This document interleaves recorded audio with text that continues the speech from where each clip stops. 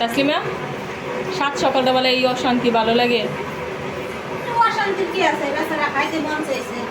আচ্ছা খাইতে মন চাইছে, কিন্তু আমার তো রান্না হয়ে গেছে ঘরে। এই কি কি মাছ আছে? তাহলে কি কিভাবে রান্না করবো তাহলে এটা?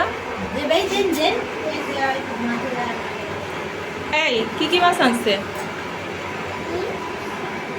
হ্যাঁ এটা হচ্ছে পাবদা মাছ। হ্যাঁ, এটা হচ্ছে পোয়া মাছ। পোয়া মাছও আনছে। দেখি পোয়া মাছটা খুলো তো। পোয়া মাছটা তো আবার আমার খুব পছন্দের মাছ। আচ্ছা বাইলা কয় ধরনের? ভাইয়া দুই জাতের, একটা বড় একটা ছোট। এগুলো ছোট কোথায় না? এটা ছোট। এই এর একটা মাছ দেখাও তো, দেখি তো কত বড় মাছটা। একটু উঠাও। তুমি ছাই দিয়ে ঢাইকে রাখছো, বুঝা দেয় না এই লেজটা। মোবাইলে বুঝা যায় না। মাছগুলো কিন্তু অনেক বড় সাইজের, ঠিক না? আচ্ছা তাহলে তুমি এই মাছ কাটবা কখন, আর আমি রান্না করবো কখন?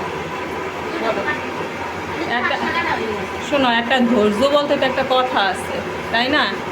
2 পিস নাড়ে রান্না করে দিলাম, কিন্তু এই মাছগুলা এখন কি প্রসেসিং করা লাগবে না? তুমি যতই কাইটে দাও না কেন। আর যেহেতু আমার হয়েছে কি, রান্না হয়ে গেলে তারপর না আমার আর কোনো কাজ করতে ভালো লাগে না। হ্যাঁ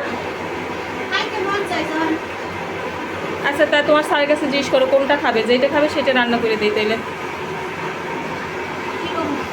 স্যার কোন মাছটা খাবেন, কোনটা রান্না করবো জিজ্ঞেস করো।